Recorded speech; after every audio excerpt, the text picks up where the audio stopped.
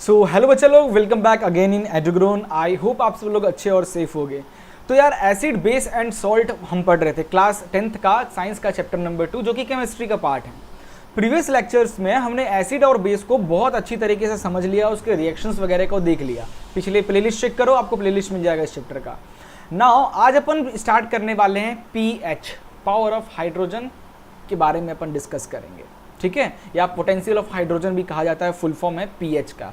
तो अपन सुने होंगे ये वर्ड कि यार हमारे घर में जो पानी है उसका पीएच ये है, मेरे एक्वागार्ड का पानी का पीएच ये है ना, मेरे बॉडी का पीएच ये है। तो ये पीएच क्या है? एसिड रेन हो रहा है तो उसका पीएच ये है। तो ये पीएच क्या है, कैसे काम करता है ना, इसके बारे में अपन आज डिस्कस करने वाले हैं। और कुछ पीएच डेली लाइफ यूज़ में हम कहाँ यूज़ करते हैं, उसका क्या बेनिफिट्स है, ये सब वगैरह आज के वीडियो में हम देखेंगे, ठीक है।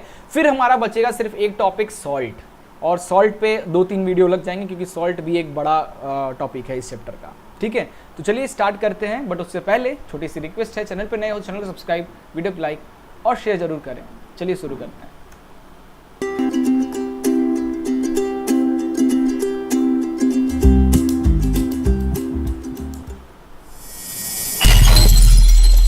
तो यार हाउ स्ट्रॉन्ग आर एसिड और बेस सॉल्यूशन, इसी को टेस्ट के लिए अपन पीएच पेपर का यूज करते हैं। तो देखो यार, कोई एसिड कितना ज़्यादा उसकी स्ट्रेंथ है, वो एसिड कितना ज़्यादा एसिडिक है, कोई बेस कितना ज़्यादा बेसिक है, उसकी स्ट्रेंथ कितनी है, अपन पीएच पेपर की हेल्प से बड़ी आसानी से बता सकते हैं। अब ये पीएच क्या होता है? एक्चुअली पीएच का फुल फॉर्म होता है पावर ऑफ हाइड्रोजन। किसी सॉल्यूशन में हाइड्रोजन कितना है, उसकी स्ट्रेंथ, उसी पे जितना ज़्यादा हाइड्रोजन आइटम्स होंगे उसकी उतनी ज़्यादा एसिडिटी होगी, है ना। तो पावर या पोटेंशियल ऑफ हाइड्रोजन, सॉल्यूशन में जो हाइड्रोजन है उसकी कितनी पोटेंशियल्स है, तो जितने ज़्यादा नंबर ऑफ आइटम्स होंगे उतनी ज़्यादा पोटेंशियल होगी, उतना ज़्यादा वो सॉल्यूशन एसिडिक होगा, है ना। तो कोई चीज़, कोई एसिड कितना ज़्यादा एसिड है, कोई बेस कितना ज़्यादा बेस है, ये डिपेंड करता है उसमें हाइड्रोजन एटम्स कितने हैं, ठीक है। सो strength of acid and base solution, strength of acid and base can be estimated using universal indicator. तो पीएच को हम यूनिवर्सल इंडिकेटर से भी नाम से जानते हैं। क्या होता है universal indicator? It is a mixture of several indicators, है ना।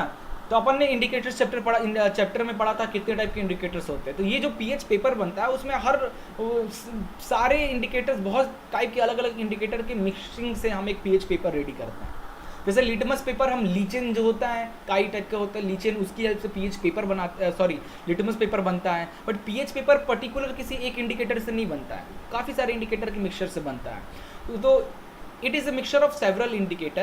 It show different color at different concentration of H plus ion in the solution. जैसे कि मैंने बताया, कोई चीज़ कितना ज़्यादा एसिडिक है वो डिपेंड करता है कि उस सॉल्यूशन में कितने नंबर ऑफ हाइड्रोजन के एटम्स हैं। तो अलग अलग हाइड्रोजन के काउंट के अकॉर्डिंग एक पेपर पे अलग अलग इंडिकेटर्स लगाया गया। तो मान लीजिए कोई इंडिकेटर है वो 10 हाइड्रोजन एटम पे वो रेड कलर देता है, कोई इंडिकेटर है जो 20 हाइड्रोजन एटम पे येलो कलर देता है। तो इस तरीके से पेपर पूरा लगाया गया।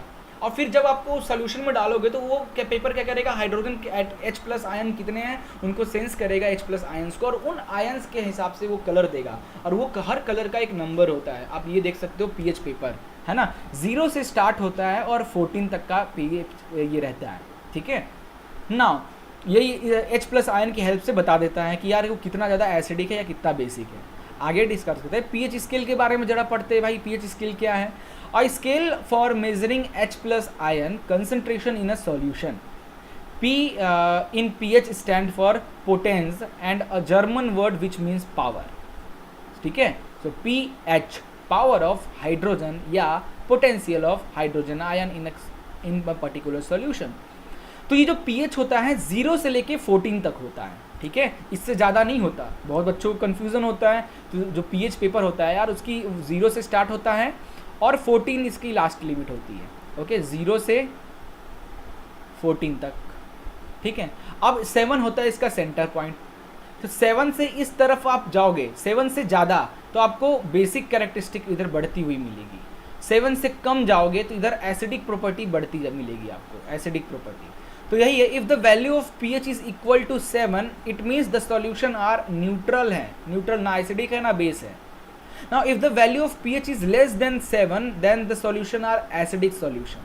If the pH is more than 7, then they are basic solution. तो मैं अगर पूछूं कि अगर मान लो पीएच पेपर ने एक सॉल्यूशन का नंबर दिया 5 और एक सॉल्यूशन का नंबर दिया 1, तो दोनों में से कौन सा ज़्यादा, क्या ये एसिड सॉल्यूशन है? यस, पहली तो 7 से कम है तो ये एसिडिक सॉल्यूशन है। तो दोनों में से कौन सा ज़्यादा है? तो 1। तो जिसका वैल्यू 1 शो कर रहा है वो ज़्यादा एसिडिक है। वही हम बेस की बात करें तो मान लीजिए एक सॉल्यूशन दे रहा है 8, है ना, 8 बता रहा है पीएच पेपर पे, और एक बता रहा है 14। तो सबसे ज़्यादा कौन सा बेसिक है? तो ये 14 नंबर जो होगा वो जो सॉल्यूशन है वो ज़्यादा बेसिक नेचर का होगा एज़ कम्पेयर टू 8 वाला। ठीक है, अब कुछ एग्जाम्पल यहाँ पे आपको पता नहीं ये दिख रहा हो कि नहीं दिख रहा हो, मैं बता देता हूँ। देखो, एक नंबर गैस्ट्रिक जूस जो होता है ना, हमारे पेट में जो स्टमक में पाए जाते हैं, गैस्ट्रिक जूस है ना एडल्ट का, ये 1.2 पीएच होता है उसका, एसिड है ना। लेमन जूस 2.2 होता है पीएच, सोचो वो भी कितना एसिडिक है। फिर 7 नंबर पे जो आपका प्योर वाटर या जो ब्लड है ना उसका पीएच 7.2 7.4 ये रहता है।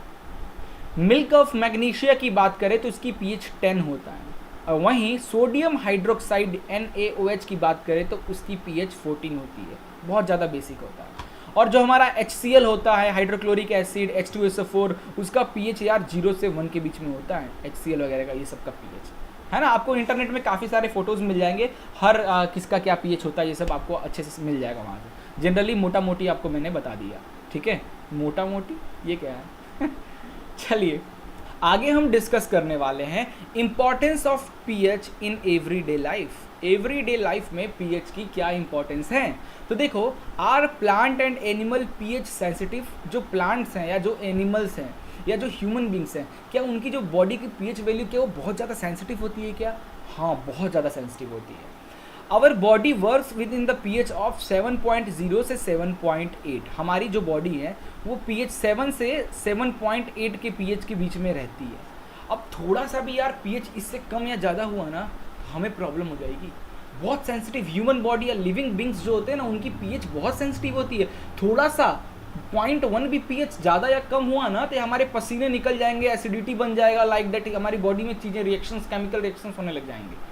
तो बहुत सेंसिटिव होता है ह्यूमन बींग्स की बात करें या लिविंग ऑर्गेनिज्म किसी की बात कर लें तो living organism can survive only in the narrow range of pH change. थोड़ा बहुत पीएच चेंज हो तो ठीक है, लेकिन थोड़ा सा ज़्यादा हुआ तो दिक्कत हो जाएगा। When pH of rain water is less than 5.6, अगर रेन वाटर जो है उसका पीएच अगर 5.6 से कम हुआ, it is called acid rain. ऐसे रेन वाटर को अपन एसिड रेन कहते हैं, है ना। हमेशा जो बारिश होता है उसको एसिड रेन नहीं बहते। अगर किसी पॉल्यूशन वाले किसी मौसम में बारिश हुआ, फर्स्ट बारिश जो होता है, पहली बार जब काफ़ी दिन बाद या काफ़ी महीनों बाद फर्स्ट टाइम जब बारिश होता है, वो उसमें थोड़ी सी एसिडिक लेवल होती है, उसकी पीएच कम होती है, क्योंकि फर्स्ट टाइम एटमॉस्फेयर को क्लीन करते हुए, पॉल्यूशन को क्लीन करते हुए पानी नीचे आ रहा है, तो कितने सारे कंटामिनेंट्स अपने अंदर लेकर वाटर के मॉलिक्यूल्स आ रहे होंगे, तो उनकी पीएच ज़्यादा होती है। तो अगर 5.6 से कम है, इट मीन्स वो जो रेन है वो एसिडिक है। And when acid rain flow into the river, जब ये रेन नदियों तालाबों में बहती है, इट लोअर द पीएच, और नदी तालाब की भी पीएच कम कर देती है, जिसकी वजह से उसके अंदर सर्वाइव एक्वेटिक लाइफ जो है वो खतरे में आ जाती है। तो आप देखोगे कभी कभी बारिश होता है, बारिश होने के बाद आप किसी नदी तालाब में जाते हो तो मछलियाँ इस तरीके से कोने में इस तरीके से मरी हुई मिली रहती है। क्यों? एसिडिक रेन हुआ था, उसकी वजह से जो नदी तालाब है उसकी पीएच कम हो गई, जिसकी वजह से हल्का सा पीएच चेंज होने से वहाँ जो एक्वेटिक लाइफ है वो कितना ज़्यादा डिफेक्ट में आ गई, है ना। तो ये हैं भाई पीएच के जलवे, ज़रा ध्यान से रखना इसको। आगे बात करते हैं acid in other planets. The atmosphere of Venus is made up of thick white and yellowish cloud of sulphuric acid. Do you think life can exist on this planet? खुद ही सोचो, हमारी बॉडी जो है वो 7 से 7.8 के बीच में झेल पाती है, थोड़ा बहुत ऊपर नीचे हुआ, लेकिन ज़्यादा हुआ तो दिक्कत हो जाएगा। बट जो वेनस है, वेनस का जो एटमॉस्फेयर है वो थिक वाइट और येलोविश क्लाउड है, जो कि सल्फ्यूरिक एसिड से बना हुआ है वो क्लाउड। क्या उस क्लाउड में आप थोड़ी देर के लिए भी रह पाओगे क्या? चल बस हो गया, है ना। Now what is the pH of the soil in your backyard?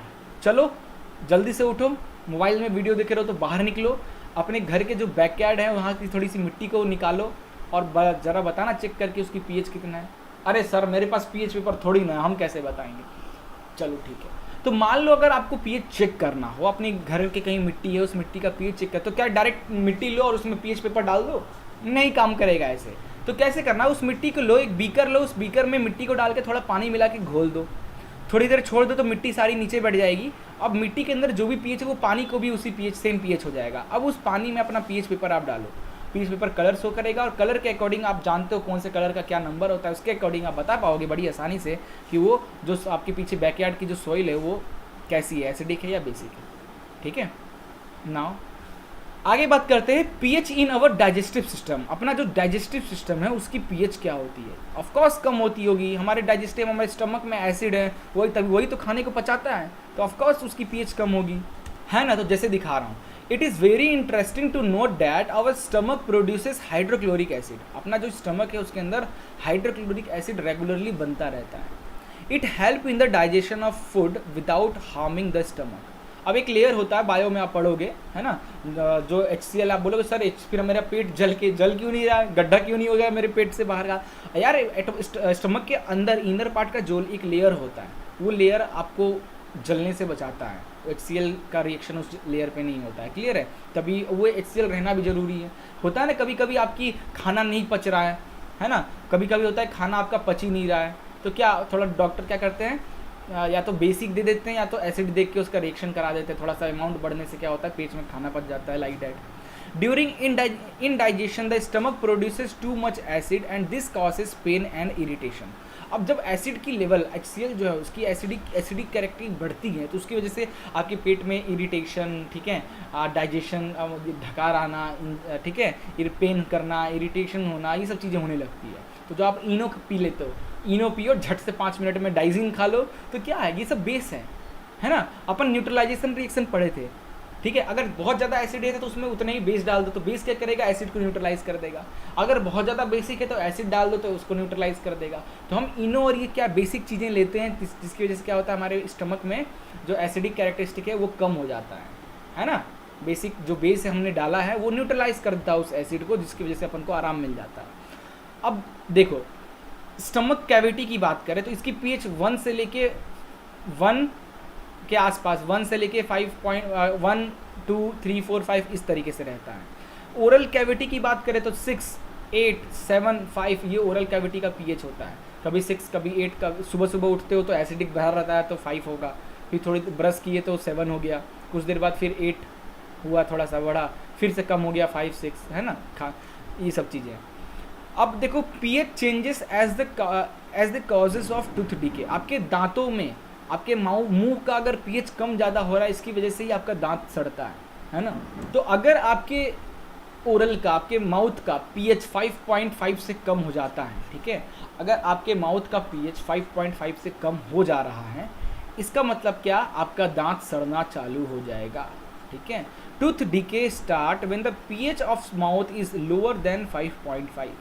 Tooth animal made up of calcium. अब इसको ठीक कैसे किया जाए, तो आप जो पेस्ट यूज़ करते हो, कॉलगेट का, पेप्सोडेंट का, और पता नहीं फलाना ठिकाना कितने सारे हैं, तो वो क्या है, वो बेसिक है। आपके माउथ की जो एसिडिक लेवल जो कम हुआ है 5.5 से, उसको न्यूट्रलाइज करके आपके माउथ का जो पीएच है उसको 7 या 7.8 के अंदर वो लाने की कोशिश करता है ना। और आपके माउथ का अगर पीएच न्यूट्रल रहा तभी आपका दांत स्वस्थ रहेगा। इसीलिए कहते हैं भाई रोज़ ब्रश किया करो, कम से कम दिन में 2 बार तो ब्रश किया ही करो, है ना, ताकि आपके माउथ का पीएच मेंटेन रहे। 5.5 से पीएच अगर कम हो जा रहा है तो आपकी माउथ, दांत जो है सड़ना, मुंह से बदबू आना चालू हो जाता है ना। बैक्टीरिया जो रहते हैं, बैक्टीरिया बनने लगते हैं और ज़्यादा, तो ये सब दिक्कत होने लगता है ना। अब ये कैसे, आप जो खाना पीना खाते हो उसकी वजह से ये सब चीज़ें पीएच कम ज़्यादा, बैक्टीरिया बनता है। आप जो भी खाना खाते हो उससे मुंह में आपकी बैक्टीरिया, वो बैक्टीरिया इकट्ठा होते एसिडिक कैरेक्टरिस्टिक डेवलप करने लगते हैं, जिसकी वजह से पीएच आपके माउथ का कम होने लगता है, ठीक है। Now self defence by animal and plant through chemical warfare. Now have you ever been stinging by a honey bee? Being sting leaves an acid which causes pain and irritation. Use of mild base like baking soda on the stung area give relief. Sting hair of nettle leaves injected with methanoic acid causing burning pain. है ना। आप अपना बीज नहीं, आप बीज को देखे हो ना भाई, मधुमक्खी है ना, अपना स्टिंग उसके पीछे में इस तरीके से आप गड़ा के चली जाती, इतना ज़्यादा एसिड छोड़ती है कि आपको जलन फूल जाता है। तो वहाँ पे जैसे मधुमक्खी वगैरह कुछ काटे, तुरंत कुछ ना कुछ बेस लगा दो, कॉलगेट लगा लो, है ना, या कोई बेसिक बेकिंग सोडा वगैरह लगा लो, तो क्या होगा, उसकी एसिडिक कैरेक्टरिस्टिक को कट करेगा, जिससे आपको इरिटेशन कम होगा, है ना। ये सब कुछ चीज़ें था पीएच के बारे में। सो आई होप गाइज आपको ये पीएच वाला पूरा कंसेप्ट क्लियर हो गया होगा। नाउ फाइनली एसिड और बेस तो हमारा खत्म हो गया, हमने एसिड के बारे में सब कुछ पढ़ लिया, बेस के बारे में भी पढ़ लिया, पीएच भी हो गया। अब बचा है हमारे इस चैप्टर का सेकेंड पार्ट, सॉल्ट, है ना। तो इसमें अपन ने जैसे पढ़ा था acidic salt, basic salt, neutral salt, उनके बारे में पढ़ेंगे। उसके बाद सॉल्ट की फैमिलीज़ के बारे में पढ़ेंगे। उसके बाद सॉल्ट से बनने वाले products like baking soda, caustic soda, detergent, plaster of Paris, ये सब के बारे में भी अपन पढ़ेंगे। तो जो 2-3 वीडियो और लगेगा हमारा ये चैप्टर भी बड़ी आसानी से खत्म हो जाएगा। ओके, तो मिलते हैं नेक्स्ट वीडियो में, तब तक के लिए good bye, take care and जय हिंद।